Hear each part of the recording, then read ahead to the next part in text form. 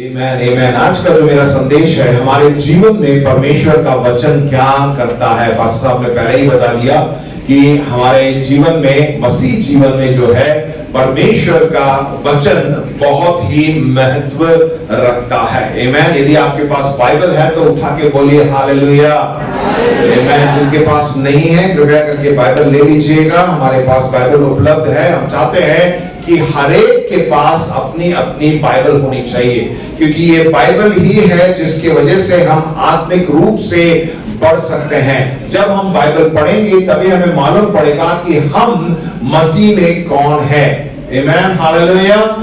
आइए हम देखेंगे। देखिए, परमेश्वर का वचन हर जगह काम करता है, वो सामर्थी है। और वैसे इस प्रकार लिखा हुआ है कि परमेश्वर का वचन, ये जो बाइबल है, दो-धारी तलवार है और इसमें सामर्थ है। Amen hallelujah. और वो हर जगह काम करता है। ये मत सोचिए कि सिर्फ आज के दिन, इतवार के दिन हम सब यहाँ पर आए हैं तो परमेश्वर का वचन जो है हफ्ते में एक दिन काम करेगा। प्रिय भाइयों बहनों, ये वचन जो है पूरे हफ्ते काम करता है। ये मत सोचिए कि जब मैं किसी सेल ग्रुप में या घरेलू कलीसिया में, जब मैं प्रार्थना के झुंड में बैठता हूं तभी ये वचन मुझसे बातें करता है। प्रियो, मैं बताना चाहता हूं कि जहां आप काम करने जाते हैं, जहां आप पढ़ाई करने जाते हैं, कहीं पे भी जाइए, वहां पर परमेश्वर का वचन काम करता है। आमेन। विश्वास करते तो बोलिए हालेलुया।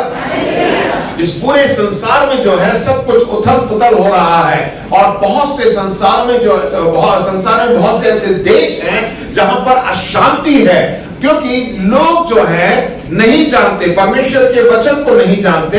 बहुत से ऐसे धार्मिक किताबें हैं जिसको पढ़ा जाता है। धार्मिक किताबों में अच्छी बात लिखी है। जब उन बातों को आप पढ़ते हैं, उसके मुताबिक चलते हैं तो शांति रहती है। परंतु अगर आप नहीं पढ़ते, अपने मन से आप अपना आप काम करते हैं, तो वहां पर अशांति होती है, वहां लड़ाई झगड़े होते हैं। इस संसार में जो है, जैसे मैं बता रहा था, बहुत से ऐसे धर्म हैं और धर्म ग्रंथ हैं, बहुत सी किताबें हैं। उस सब जगह में जो है अच्छी बातें लिखी गई हैं और लोग यही चाहते हैं कि उसके मुताबिक वो चलें। परंतु हम देखेंगे कि बाइबल में जो बातें लिखी हैं, जब हम बाइबल के मुताबिक अपने जीवन को बिताते हैं तो हमेशा परमेश्वर की इच्छा पूरी होती है और हमारे जीवन में शांति होती है। हमारे शहर में शांति पाई जाएगी, हमारे देश में शांति पाई जाएगी और पूरे संसार में शांति को हम देखेंगे, क्योंकि परमेश्वर के वचन में परिवर्तन करने की सामर्थ है। Amen hallelujah. परमेश्वर का वचन, ये जो बाइबल है जिसके बारे में मैं आप बता रहा हूं, इसमें आपको परिवर्तन, आपको पूरी तरह बदलने की सामर्थ है। जब हम इस बाइबल को पढ़ते हैं ना, तो हमारा जीवन पूरी तरह बदल जाता है। विश्वास करिए, क्योंकि परमेश्वर जो है, जब हम बाइबल को पढ़ते हैं, पादी साहब ने भी बताया, परमेश्वर का वचन हमें बताता है। मैं बताऊंगा कि परमेश्वर का वचन क्या क्या क्या लाभ हमारे जीवन में लेके आता है। परमेश्वर का वचन जो है हमारे जीवन को बदलता है। परमेश्वर के वचन के द्वारा हमें एक नया आकार मिलता है और एक नया कार्य हमारे जीवन में शुरू होता है। हमें एक पुनर्जीवन मिलता है। हमारी सब पुरानी बातें हट जाती हैं, सब कुछ नया हो जाता है। बोलिए हालेलुया।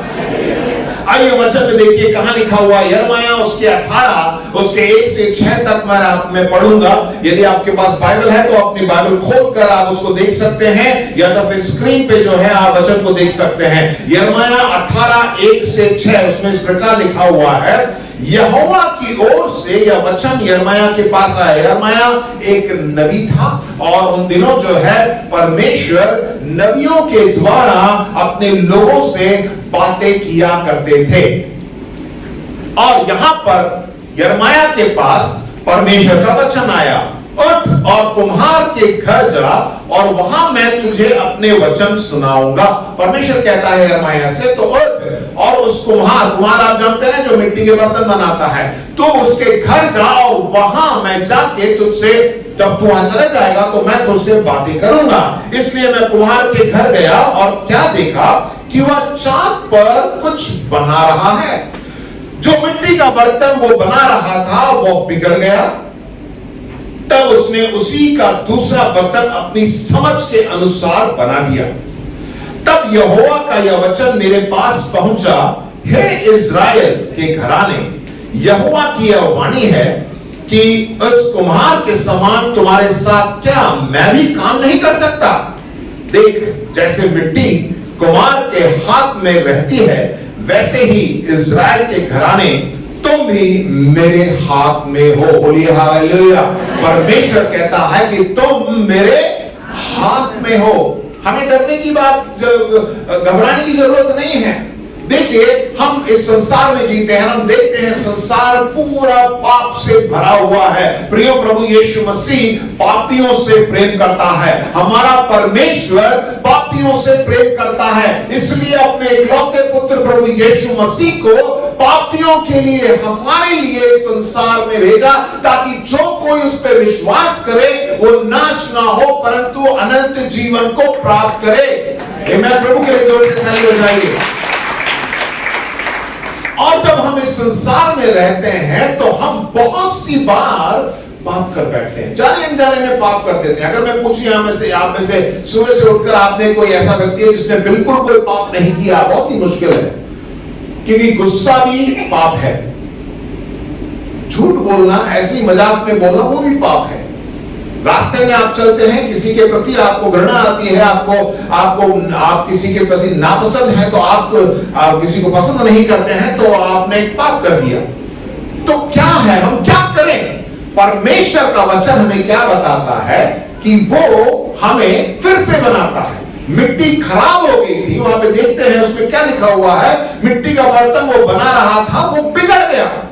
परमेश्वर ने हमें हमें किससे बनाया, बताया? हमें किससे बनाया है? मिट्टी से हमें रचा था। और अब क्या लिखा हुआ है कि वो बिगड़ गया। बिगड़ने के बाद परमेश्वर ने ये नहीं बोला कि अरे ये तो बेकार, इसको फेंक दो, वेस्ट हो गया। कुम्हार ऐसा करता है क्या? जाके देखिए, ऐसा नहीं करता। वो क्या करता है? फिर से मिट्टी से एक और आकार देता है, उसको और एक बर्तन बनाता है। वहां पे फिर से लिखा हुआ है कि वह बना रहा था, वह बिगड़ गया, तब उसने उसी का दूसरा बर्तन अपनी समझ के अनुसार बना दिया। वो हमें रोज बना रहा है प्रियो। रोज जो है हम पाप में गिर जाते हैं, गलती कर बैठते हैं, और रोज हमें एक नया आकार दे रहा है, हमें नया बना रहा है, हमारे अंदर वो काम कर रहा है, वो चुप नहीं बैठा है। परमेश्वर अपने इच्छा के अनुसार हमें बना रहा है, हमें हमारा जीवन बना रहा है। प्रिय, मैं आपको बताना चाहता हूं, सिर्फ आज के दिन परमेश्वर के वचन को सुनना काफी नहीं है। आज आप जो कुछ सुन रहे हैं, कल जब सोमवार होगा तब जो है आप उसी पाप से भरे संसार में प्रवेश करेंगे। तो आपका जीवन कैसा होगा? क्या आप वैसे ही होंगे जैसे आज हैं? इस वक्त जो है आप सब परमेश्वर की उपस्थिति में बैठकर परमेश्वर के वचन को सुन रहे हैं और उसके उपस्थिति का आनंद उठा रहे हैं। कल क्या होगा? कल क्या होगा? अपनी दुकान में बैठे हैं, अपने दफ्तर में बैठे हैं, अपने स्कूल में पढ़ा रहे हैं, बच्चे स्कूल जा रहे हैं, कॉलेज जा रहे हैं, और कहीं गाली गलौज हो रही है, कहीं कोई झगड़ रहा है, कोई कुछ उल्टा सीधा बोल रहा है, कुछ गलत काम कर रहा है, फिर से हम वहीं पे जाते हैं। क्या वहां पर परमेश्वर का वचन काम करेगा? बताइए, परमेश्वर का वचन काम करेगा नहीं करेगा? हाँ या नहीं? प्रिय, परमेश्वर का वचन हमेशा काम करता है, हर जगह काम करता है। ये मत सोचिए कि अब मैं बाहर चला गया, अब छोड़ो, अब मैं इसी संसार के तरीके से मैं जीऊंगा, इतवार आएगा तो सब कुछ फिर से सही कर लूंगा, परमेश्वर मुझे फिर से बना देगा। नहीं प्रिय भाइयों बहनों, हर एक दिन परमेश्वर हमें आकार दे रहा है। जब हम बिगड़ जाते हैं तो हमें फिर से हमें कार्य करता है और हमें बनाता है। मैं एक छोटे से उदाहरण के साथ मैं आपको आगे बढ़ूंगा, परमेश्वर के वचन को सुनाऊंगा। एक बहुत ही गरीब लड़की थी, और गैर मसीह थी और हॉस्टल में रहा करती थी, पढ़ने के लिए अपने घर से छोड़कर किसी शहर में गई और हॉस्टल में रहती थी। और हॉस्टल में जिस लड़की के साथ वो रहती थी वो एक मसीह लड़की थी और वो जो है हर इतवार को कलीसिया जाया करती थी। और जिस कलीसिया में जाया करती थी वो बहुत ही बड़ी कलीसिया, हजारों लोग वहां पे आया करते थे। और वहां पर वो लड़की जाती थी और ये जो गरीब लड़की है उससे उस लड़की ने पूछा कि क्या तुम आज मेरे साथ कलीसिया जाओगी, चर्च जाओगी? तो उस लड़की के पास और कोई जवाब नहीं था क्योंकि वो गरीब थी और कुछ काम नहीं था।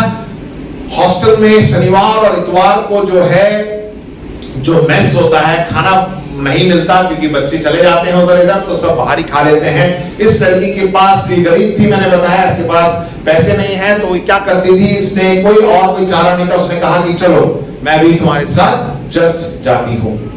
और वो वहां पे चर्च में गई और उसने देखा कि बहुत ही सुंदर तरीके से लोग जो हैं परमेश्वर की आराधना कर रहे हैं, एक दूसरे से मिल रहे हैं, मुलाकात कर रहे हैं, संगति कर रहे हैं, खुश है। तो उसको बहुत ही अच्छा लगा और वो हर हफ्ते अपने फ्रेंड के साथ जो है कलीसिया जाने लग गई। और उसको एक दिन मालूम पड़ा कि कलीसिया में जो है कुछ लोग ऐसे भी हैं जो स्वयं सेवक हैं। स्वयं सेवक समझते हैं ना, वॉलंटियर्स, जो कलीसिया की देखरेख, हमारे जवान भी बहुत से ऐसे हैं जो इन सब की जो है सेटिंग करते हैं, साउंड लगाते हैं, कुर्सियां लगाते हैं, सब सही तरीके से जो है उसको तरीके में लगा के रखते हैं, उनको वॉलंटियर्स बोला जाता है, राइट, स्वयं सेवक। और वहां पे क्योंकि मैंने बताया कि वो बहुत ही बड़ी कलीसिया थी, बहुत ज्यादा लोग थे, तो जितने स्वयं सेवक थे उन सभा समाप्त होने के बाद उनको खाना दिया जाता था, राइट। और हमारी भी कलीसिया बढ़ेगी तो हमें भी जो है बहुत से काम की जरूरत होगी, तो आप में उसमें आ सकते हैं। अगर आप ज्यादा से ज्यादा लोग आएंगे तो आपको भी खाना मिलेगा। आमेन, हालेलुया। मैं विश्वास करता हूं कि आप हर एक दिन प्रार्थना कर रहे हैं हमारे खुद के भवन के लिए, राइट। कितने लोग प्रार्थना कर रहे हैं कि हमारे पास भी इससे भी बड़ी इमारत हो और हम एक साथ मिल सके। तो इस प्रकार जो है उस लड़की को, मैं बता रहा हूं फिर से, गैर मसीह लड़की थी, उसे मालूम नहीं था, उसे मालूम पड़ा कि जो है इस तरह कलीसिया में जो है सभा खत्म होने के बाद अगर हम काम करते हैं तो हमें खाना मिलता है। अब मैंने बताया वो गरीब थी और शनिवार को और इतवार को जो है मेस बंद हो जाता था। तो उस लड़की ने कहा चलो इतवार के दिन तो मुझे खाना मिल रहा है। तो वो क्या करती थी, शनिवार के दिन जो है पूरे दिन भूखे रहती थी, खाती नहीं थी क्योंकि और पैसा नहीं था। और इतवार के दिन जो है पहले पहुंच जाती थी, चाहे वो कोई काम करने के लिए पहुंचे ना पहुंचे, ये जरूर काम करने जाती थी। और वो जाके काम करती थी और पूरे सभा में बैठकर परमेश्वर का वचन सुना करती थी। और सभा के पश्चात खाना मिलता था, भरपेट खाना खाती थी, उसके बाद वापस अपने कमरे में आ जाती थी।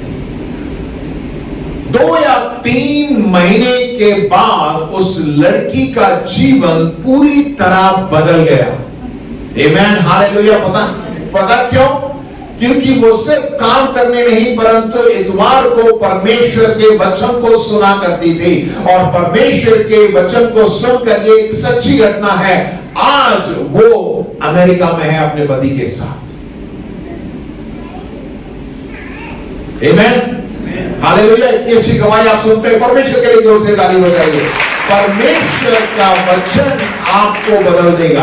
आप सोच के देखिए, उसकी गरीबी दूर हो गया, अमेरिका जाना है तो आपके पास कितना पैसा चाहिए आपको, राइट। वहां पे रहना है तो कितने पैसों की जरूरत है। तो ऐसा ही नहीं गई होगी वो, और उसका इंतजाम भी पूरा हुआ होगा, अमेरिका में उसको नौकरी भी मिली होगी, इसीलिए वहां पे गई है और वो आज अमेरिका में है। परमेश्वर का वचन हमारे जीवन को बदल देता है। आमेन, हालेलुया। आपस में बोल के बोलिए, परमेश्वर का वचन मुझे बदल देता है।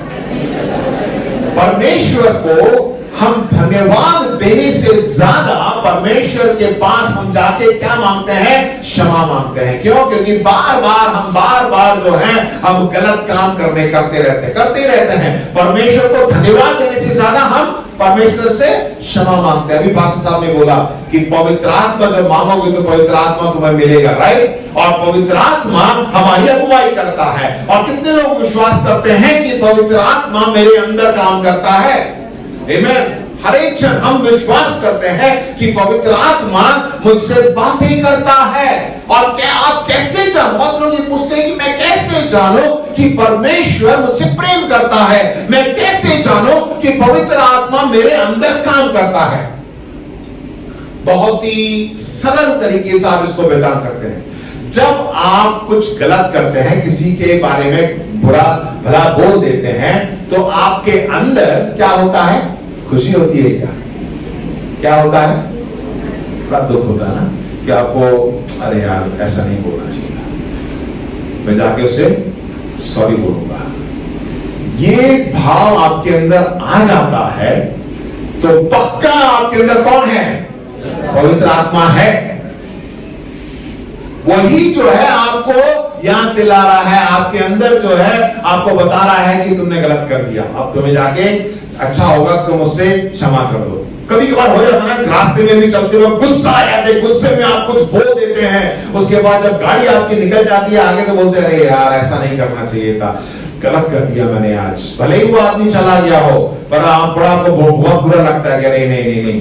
जब ऐसा इस तरह का विचार आपके मन में आते हैं तो ये पवित्र आत्मा है। पवित्र आत्मा आपके अंदर है। अब आप पहचान के देखिए, अब अपने आप को जांच के देखिए कि कौन सी आत्मा आपके अंदर है। आमीन। परमेश्वर आपसे प्रेम करता है, पवित्र आत्मा जो है आपको हमेशा याद दिलाता है। दूसरा तिमोथियुस 3:16 उसमें इस पे लिखा हुआ है, परमेश्वर का वचन हमारे जीवन में क्या करता है? संपूर्ण पवित्र शास्त्र परमेश्वर की प्रेरणा से रचा गया है और उपदेश, परमेश्वर का वचन हमें क्या देता है? उपदेश देता है, यानी अच्छी अच्छी बातें सिखाता है और समझाता है।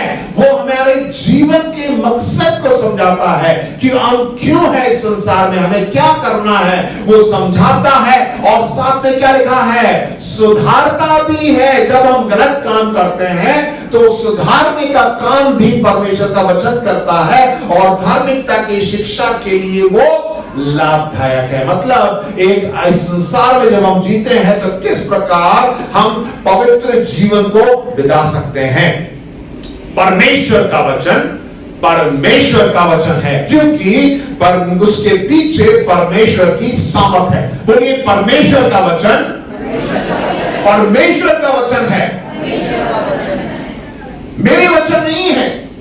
जो मैं यहां बोल रहा हूं वो नहीं है, परमेश्वर का वचन है। और परमेश्वर जो वचन को बोलता है तो परमेश्वर अपने वचन के पीछे खड़ा रहता है और वो सामर्थी है। कैसे मालूम? उदाहरण के लिए यदि आप हम देखते हैं यहाँ पे स्थल सेना है, उसमें कमांडर है, सेनापति है। जब वो बोल देता है तो बोल देता है क्योंकि उसके शब्दों में क्या है? सामर्थ है। आमीन, हालेलुया। सबोपदेशक 8:4 में लिखा हुआ है कि राजा के वचन में तो सामर्थ रहती है और परमेश्वर के वचन में सामर्थ है। फिर से अपनी बाइबल को उठा के बोलिए, परमेश्वर के वचन में सामर्थ है। जोर से बोलिए, परमेश्वर के वचन में सामर्थ है। और जोर से बोलिए चिल्लाकर, परमेश्वर के वचन में सामर्थ है। आमीन, हालेलुया। परमेश्वर के लिए जोर से ताली बजाएंगे। आमीन, हालेलुया। एक और उदाहरण मैं आपको देना चाहता हूं। फ्रांसीसी सेना और राजनीतिक नेता था जिसका नाम था नेपोलियन बोनापार्ट। आपने किताबों में पढ़ा होगा। वो बहुत ही एक अच्छा नेता कहलाया पूरे संसार में। उसकी बहुत बार में हम सुन सकते हैं। एक बार जो है वो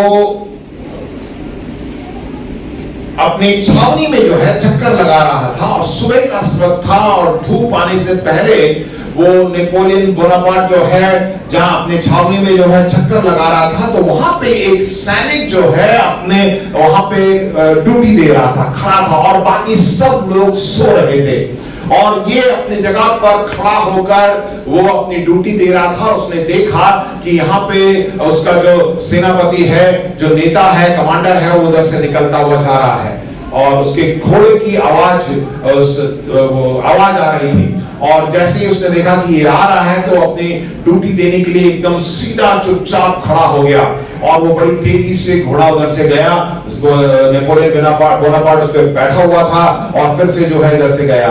उसके बाद उसने 2-3 चक्कर लगाए और ये देखता रहा, और उसके बाद यहाँ आसपास में जितने भी जो जो जो जो जो लोग थे और उसकी सेना में जो थे, वे सब जो है वहां पर सो रहे थे। उनको भी आवाज आई कि घोड़े की आवाज आ रही है, क्या है? तो अपने टेंट से जो है उन्होंने झांक कर देखा और उन्होंने देखा कि जो है नेपोलियन वहां से बार बार उधर इधर अपने घोड़े पर जो है सवार है और उधर इधर घूम रहा है। और उन्होंने देखा कि अरे यार, यहाँ पे तो कुछ होने वाला है शायद। इसलिए उन्होंने क्या कहा, वो चुपचाप कुछ होने वाला है बोल के बेशक सैनिक क्या हुए, चुपचाप और सो गए। अभी उठेंगे तो काम पे लगना पड़ेगा, इसलिए जो है हम सब सो जाते हैं। परंतु ये जो सैनिक है वो खड़ा रहा।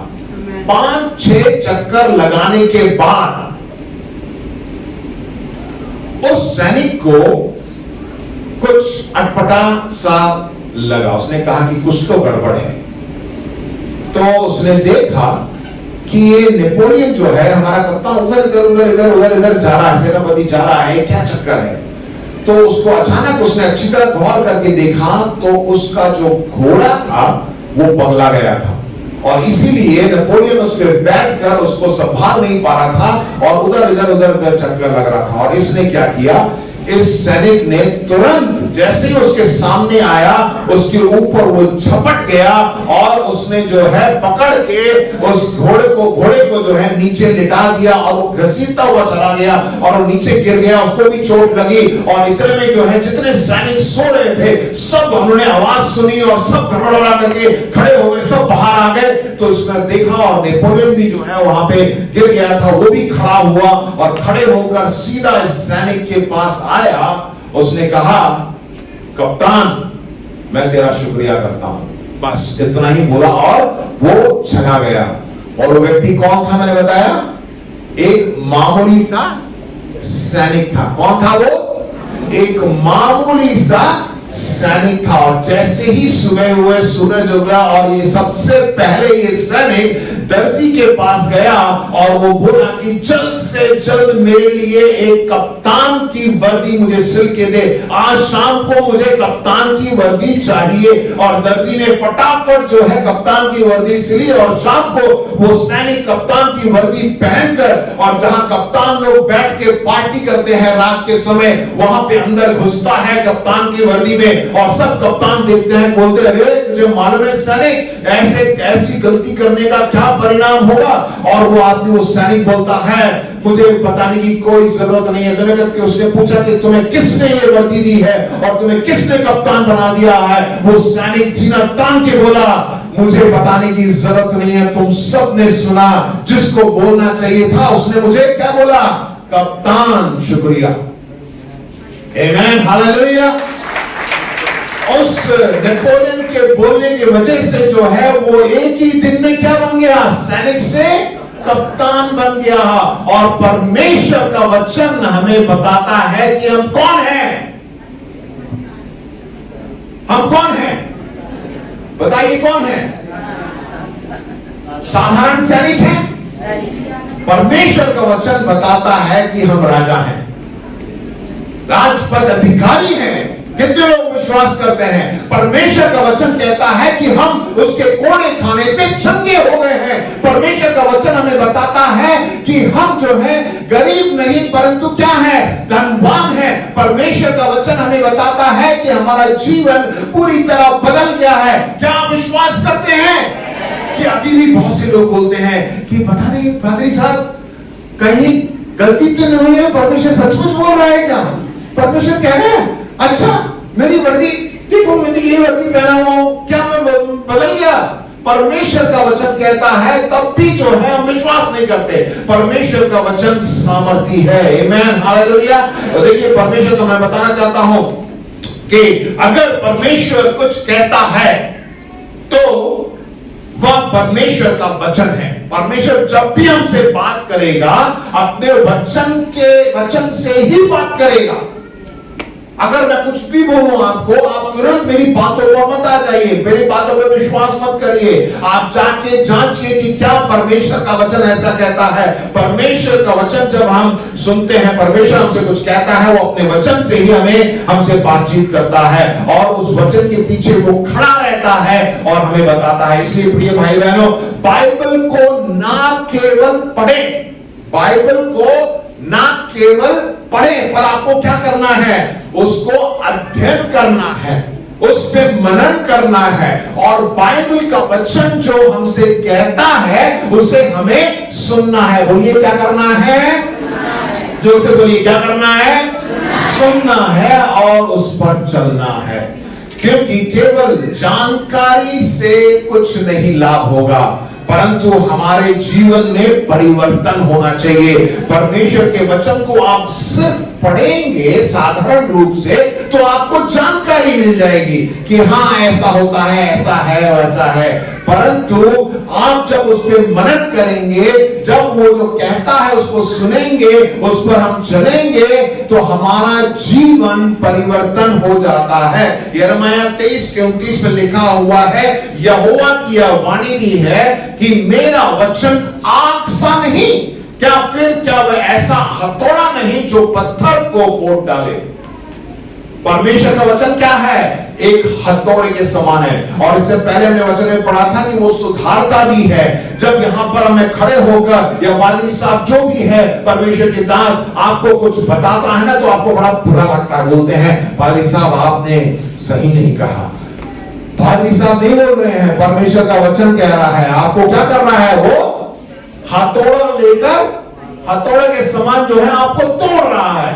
परमेश्वर का वचन कह रहा है, परमेश्वर का वचन आपको तोड़ना चाह रहा है। परमेश्वर का वचन एक आग के समान है। एक और मैं उदाहरण देना चाहता हूं, जो चांदी का काम करते हैं, जो सिल्वर स्मिथ को क्या बोलते हैं, चांदी में काम करने वाले को सुनार, ठीक है, चांदी का जो काम करते हैं, मुझे मालूम नहीं है पर किताबों में मैंने पढ़ा है। उसमें जो है यदि आप उससे जाके पूछें, उनसे कहा जाता है वो चांदी को जो है वो क्या करता है, उसको शुद्ध करने के लिए आग में उसको डाल दिया जाता है और तब तक जो है वो आग में रहता है जब तक उस चांदी में उस सुनार का चेहरा नहीं दिख जाता, क्योंकि उसमें जो भी गंदगी होती है आग से ही निकलती है। और जब वो पूरी तरह शुद्ध हो जाता है तो वो जिसमें जो काम कर रहा है उसका चेहरा उसमें नजर आता है, तो समझ जाता है कि क्या ये पूरी तरह शुद्ध हो गया है। प्रियो, परमेश्वर भी जो है हमें इस प्रकार शुद्ध कर रहा है कि हमारे जीवन में प्रभु यीशु मसीह चमके। वो आग में डाल कर, यानी परमेश्वर ने वचन को देखकर हमें इस तरह जला रहा है कि हमारे जीवन से क्या दिखे? बताइए, हमारे जीवन से क्या दिखना चाहिए? प्रभु यीशु मसीह चमके। इसीलिए हर एक दिन हमें परमेश्वर के वचन को पढ़ना है। शैतान हमेशा कहता है इतवार के दिन सुनने 2 घंटे बैठ के वचन को सुनाना काफी है, तुम्हें कल जाके कुछ करने की जरूरत नहीं है। सोमवार से शनिवार तक मस्त रहो, टीवी देखो, मूवी देखो, मोबाइल पे खेलो, परंतु परमेश्वर के वचन को मत उठाओ। तो कहता है एक हफ्ते तुमने एक दिन में एक बार सुन लिया ना, काफी है, संगति कर ली ना, काफी है, अब अगले इतवार को देखेंगे। शैतान हमेशा यही बोलता है कि आपको बीच में बुधवार के बाइबल स्टडी का अध्ययन करने की भी जरूरत नहीं है और शुक्रवार को प्रार्थना में जाने की जरूरत नहीं है, क्योंकि आज सभा में सुबह जो इतना 15 मिनट प्रार्थना हुई है, काफी है। 2 घंटे बैठ के आपने वचन को सुना, काफी है। सभा के बाद एक दूसरे से मिलके जाते, जय मसीह की, जय मसीह की, जय मसीह की, संगति हो गए, बहुत बढ़िया, खत्म, काफी है। शैतान ऐसी बातों को लेके आएगा, पूरे हफ्ते भर आपको जो है इससे दूर रखने की कोशिश करेगा। प्रियो, ऐसा नहीं करना है। हर एक दिन जो है आप संगति करिए, मिल नहीं सकते तो एटलीस्ट फोन करिए और वचन को पढ़िए, वचन को मनन करिए, वचन पे चलिए, एक दूसरे के साथ एक दूसरे को वचन को बताइए। परमेश्वर, देखिए आज मैं 4 बातें मैं बताना चाहता हूं और हम देखेंगे परमेश्वर के वचन में कि परमेश्वर का वचन के अनुसार जब हम अपने जीवन को बिताते हैं तो हमारे जीवन में क्या होता है। राइट, आमीन। कितने लोग चाहते हैं कि जब हम इस संसार में रहें तो हमारी आयु लंबी रहे और हम कुशल रहे। कितने लोग? कुछ ही लोग। आमीन। सब चाहते हैं ना कि मेरी आयु जो है लंबी रहे और मैं हष्ट पुष्ट रहूं और 100 साल की उम्र में भी मैं कैसा रहूं? कुशल रहूं। आमीन। चाहते हैं नहीं चाहते? बोलिए हालेलुया, जोर से बोलिए हालेलुया। क्या करना पड़ेगा? नीति वचन उसका 3 अध्याय 1 और 2 वचन। यदि आप चाहते हैं कि आपकी आयु बढ़े और आप अधिक कुशल रहें तो उसमें लिखा हुआ है, हे मेरे पुत्र, मेरी शिक्षा को ना भूलना। बोलिए हालेलुया। अपने हृदय में मेरी आज्ञाओं को रखे रहना। परमेश्वर की आज्ञा क्या है? परमेश्वर का वचन। आप जब परमेश्वर के वचन को नहीं भूलते हैं और परमेश्वर के वचन की आज्ञाओं को रखे रहते हैं तो उसमें क्या वायदा दिया है? क्योंकि ऐसा करने से तेरी आयु बढ़ेगी और तू अधिक कुशल से रहेगा। आमीन। बोलिए आमीन। दूसरी बात, आप चाहते हैं ना कि आप परमेश्वर की नजर में और मनुष्य के नजर में अनुग्रह को प्राप्त करें, कृपा दृष्टि को पाए। मैं जब तक जाता हूं तो मेरा बॉस मुझसे खुश हो और मुझे क्या दे दे? इनाम दे दे और मेरा जो है मुझे प्रमोशन मिल जाए। राइट, यही चाहते हैं ना कि आप तरक्की करना मांगते हैं। राइट, आपको क्या करना है और आप जहां काम करते हैं, जहां कहीं भी है, हमेशा आप बुद्धिमानी का काम करें, बुद्धिमान रहेंगे। ऐसा नहीं कि लोग बोले अरे ये तो बेकार आदमी है, बेवकूफ है, नालायक है, इससे काम नहीं होगा। नहीं, आप चाहते हैं ना कि आपको काम मिले। आप काम पे जाते हैं तो आपको जब कोई एक्स्ट्रा काम मिलता है तो आपको अच्छा, आप हाँ क्यों दिया जाता है? क्योंकि आप उसके काबिल हैं। आप चाहते हैं ना कि आपको और अच्छा काम मिले और आपको जो है आपकी सैलरी में भी जो है इंक्रीमेंट हो। क्या करना है? देखिए क्या लिखा हुआ है, तीसरे वचन में लिखा हुआ है, कृपा और सच्चाई तुझसे अलग ना होने पाए, वरन उनको अपने गले का हार बनाना और अपनी हृदय पटिया पर लिखना। क्या? परमेश्वर का वचन। परमेश्वर का वचन हमें क्या कहता है? कृपा और सच्चाई से हम कभी दूर ना हो। प्रभु यीशु मसीह ने संसार में ऐसा जीवन जीकर हमें बता दिया। तो हम परमेश्वर के वचन के अनुसार जब हम चलेंगे, मतलब गले का हार क्यों बोला गया मालूम? कि आप हर बार, क्योंकि गले में हार पहनेंगे ना तो आपको हमेशा छू के देखेंगे, हार गिरा तो नहीं है, बार बार छू के देखेंगे, अरे है नहीं, जंजीर है नहीं। इसीलिए परमेश्वर के वचन को उस प्रकार आप डाल के रखिए, हमेशा याद रहेगा। छू के देखेंगे, हाँ परमेश्वर का वचन है क्या? हाँ है। राइट, सिर्फ महिलाएं हंस रही हैं, भाई लोग नहीं हंस रहे। आप चाहे तो जंजीर बना लीजिएगा तो आप भी सतर्क हो जाएंगे। परमेश्वर के वचन का जंजीर बना लीजिए, हमेशा वहां पे लटका के रखिए और आपको मालूम पड़ेगा। और तब तू परमेश्वर और मनुष्य दोनों का अनुग्रह पाएगा और तू अति बुद्धिमान होगा। बोलिए आमीन। बुद्धिमान होंगे आप, इससे ज्यादा क्या चाहिए? तीसरी बात देखिए, हम चाहते हैं ना कि हमारे सारे बंद रास्ते खुल जाएं। हमारे लिए परमेश्वर एक मार्ग दिखाए जिस पे हम चल सके। और जब हम परमेश्वर के कहे हुए मार्ग पे चलते हैं तो हर एक बातों में जो है हमें आशीष ही आशीष मिलती है। 5वें वचन में लिखा है, तो अपनी समझ का सहारा ना लेना, वरन संपूर्ण मन से यहोवा यानी परमेश्वर पर भरोसा, परमेश्वर के वचन पर भरोसा रखना और उसी को स्मरण करके सब काम करना। जब आप परमेश्वर के वचन को याद रखकर जब आप काम करेंगे तब वह तेरे लिए सीधा मार्ग निकालेगा। बोलिए आमीन। परमेश्वर के वचन पे चलिए, परमेश्वर आपके लिए सीधा मार्ग दिखाएगा। आमीन। हम सब चाहते हैं कि हम हष्ट पुष्ट रहें, तंदुरुस्त रहें, कोई बीमारी ना हो, हमें डॉक्टर के पास जाने की जरूरत ही ना पड़े। अब हर कोई चाहता है कि हमारा कोई एक्सीडेंट भी ना हो, हाथ पांव भी ना टूटे। भाई बड़ा डर लगता है, किसी को जब फ्रैक्चर हो जाता ना तो लगा देते हैं प्लास्टर। तो प्रभु के अनुग्रह से मेरे साथ कभी ऐसा हुआ नहीं है। मैं सोच के भी देखता हूं, मुझे डर लगता है। उसके लिए भी इलाज है, राइट? क्या है अगला वचन 7?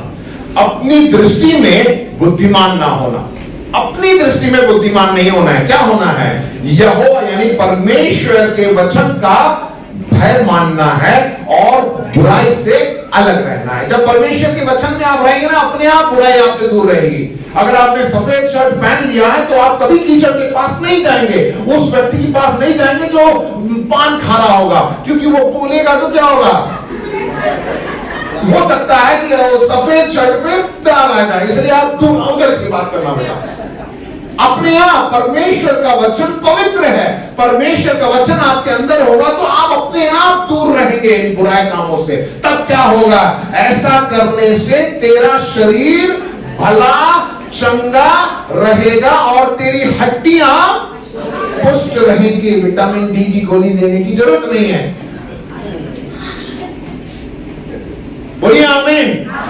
तो मैंने 4 बातें बता दी। आप ये नीति वचन उसके 3 अध्याय 1 से लेकर 8 तक घर जाके आप पढ़िएगा। परमेश्वर का वचन इसी प्रकार काम करता है। प्रिय भाई बहनों, अंत में मैं दो व्यक्तियों के बारे में जो परमेश्वर के वचन में लिखा है उसको देखकर मैं आज समाप्त करने वाला हूं। ठीक है, आप मेरे साथ हैं?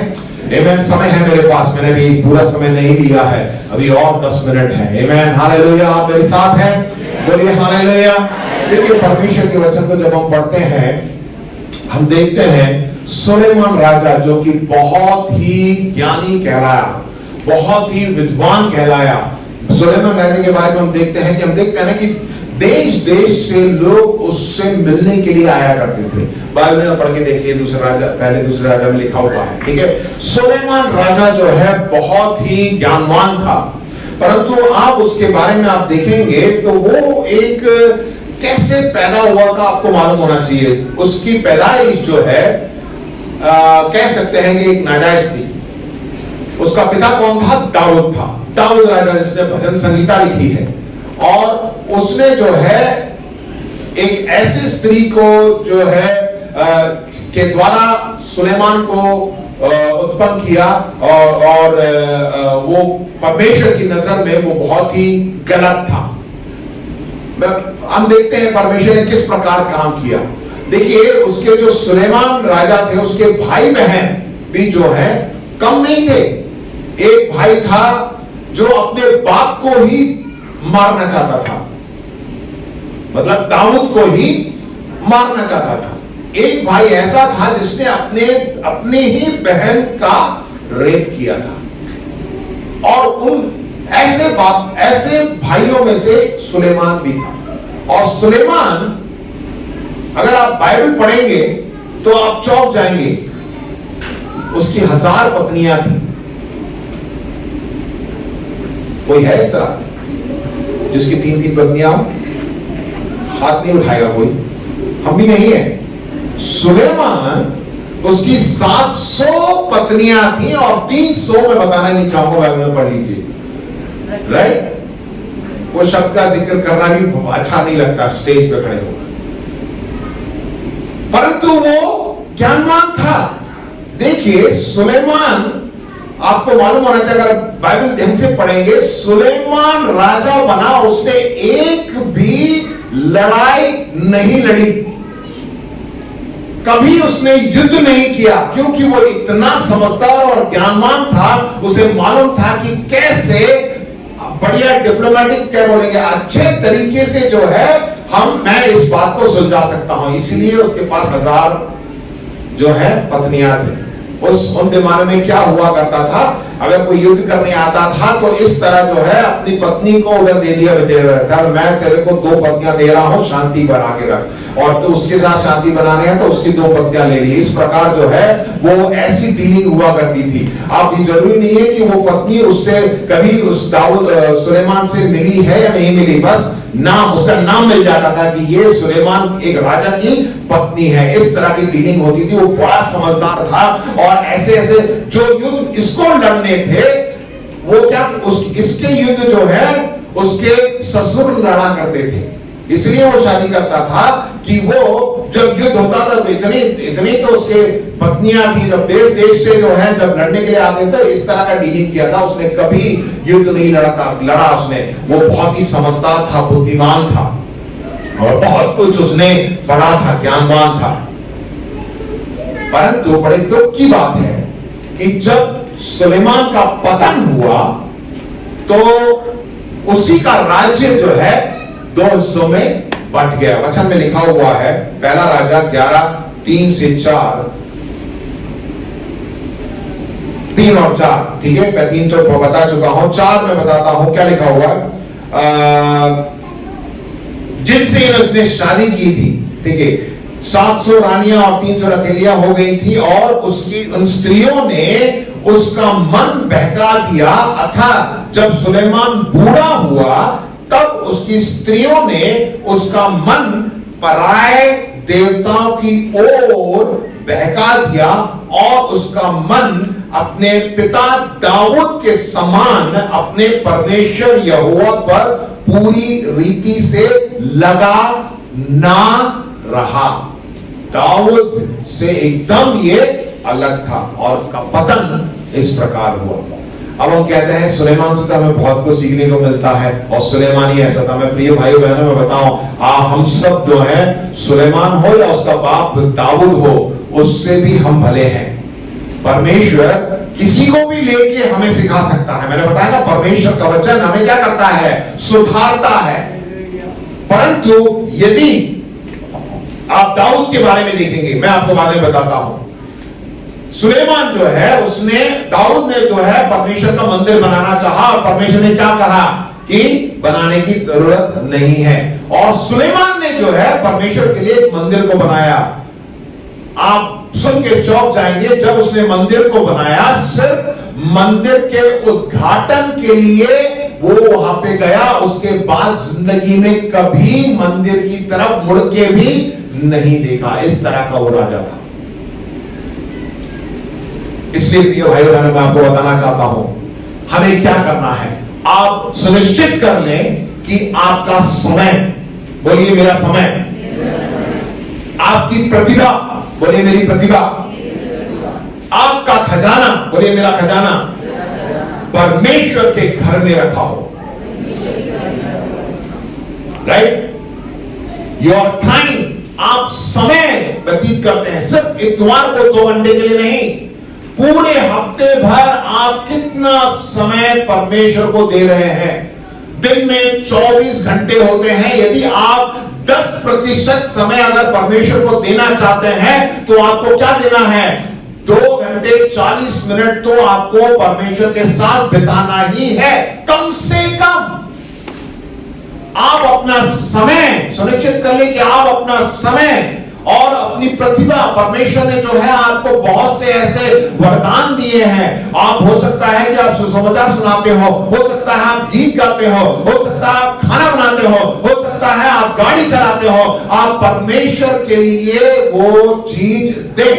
और तीसरी बहुत ही मुख्य बात है, आपका खजाना, आपका मन कहां लगा रहेगा हमेशा, हमेशा कहां लगा रहता है, जहां आपका खजाना है। क्या आप परमेश्वर के भवन में, परमेश्वर के राज्य के लिए योगदान दे रहे हैं?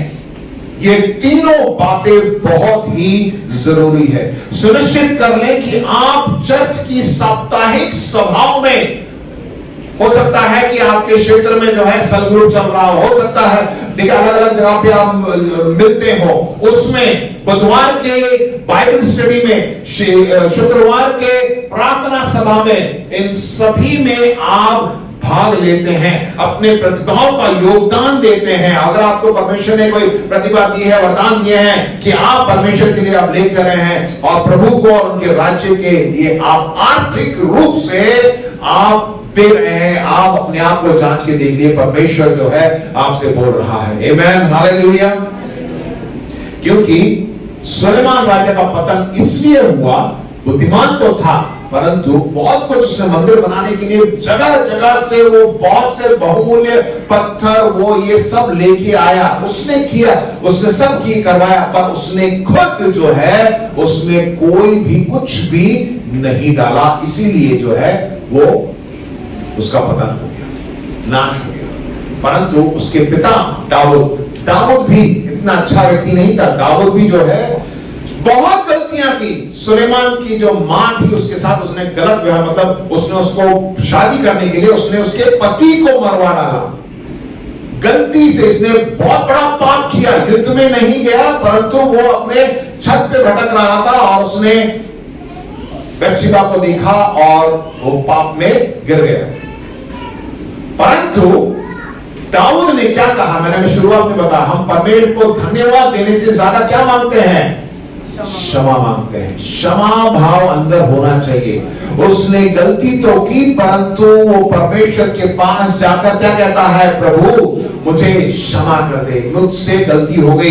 भजन संगीता आप पढ़ेंगे ना तो बार बार भजनकार यही बोलता है, परमेश्वर से क्षमा मांगता है और अपने मन से बातें करता है। अपने मन को ही बोलता है, हे मेरे मन यहोवा को धन्य का है। वो बोलता रहता है अपने परमेश्वर। भजन संगीता पढ़ के देखिए, और उसमें जो है बार बार वो अपने आप को जो है परमेश्वर के हाथों में समर्पित कर देता है। वो गलती करने के बाद परमेश्वर से दूर नहीं भागता है, परंतु वो परमेश्वर के पास आ जाता है, कहता है मैंने चोरी कर दी, मैंने गलती कर दी, मुझे क्षमा कर दे। वो दूर नहीं भागा। इसलिए परमेश्वर ने भी उसके लिए योजना रखी। आज भी प्रभु यीशु मसीह का नाम जब जिक्र होता तो क्या बोलते हैं? दाऊद की संतान की होए होसैना। राइट? क्यों? क्योंकि वो दाऊद इतना नम्र था, उसने बार बार परमेश्वर से क्षमा मांगी और लिखा है कि वो परमेश्वर के वचन पर चला करता था। यदि हमारे पास परमेश्वर के परमेश्वर के वचन के प्रति समर्पित हम रहेंगे तो परमेश्वर भी हमारे प्रति समर्पित रहेगा। यदि आप परमेश्वर के वचन के मुताबिक चलेंगे तो परमेश्वर जो है हमारे साथ खड़ा होगा। मैंने बताया कि जहां परमेश्वर का वचन है वहां पे परमेश्वर की सामर्थ है, और जब परमेश्वर का वचन हमसे बातें करता है तो परमेश्वर की सामर्थ हमसे बातें करती है और परमेश्वर की सामर्थ हमें आगे ले जाती है। हमें प्रिय भाई बहनों परमेश्वर के वचन को आदर देना है। ये मत सोचिए कि मैं सिर्फ इतवार को आ गया बस काफी है। शैतान कभी कभार बोल भी देता है कि महीने में एक बार चले जा बेटा, काफी है, उसके लिए मैं समय दे देता हूं, प्रभु बोझ भी ले लेना, पूरे हफ्ते भर तू घूमते रहे, काफी है। शैतान बार बार ऐसे हमारे कानों में लेके आता है। ये भाई बहनों मैं चाहता हूं कि आप आज एक निर्णय ले लें कि मैं परमेश्वर के वचन को सुनूंगा, परमेश्वर के वचन को मनन करूंगा, परमेश्वर का वचन जो बोलता है उसमें मैं चलूंगा। क्योंकि जब ऐसा करते हैं, नीति वचन 3 अध्याय में मैंने 1 से लेकर 8 तक मैंने बताया कि हम सब उसी चीज को चाहते हैं और परमेश्वर हमें आशीष देगा। आइए अपने स्थानों पे खड़े हो जाएं, प्रभु का धन्यवाद करें, वो खोलकर प्रभु का धन्यवाद करें।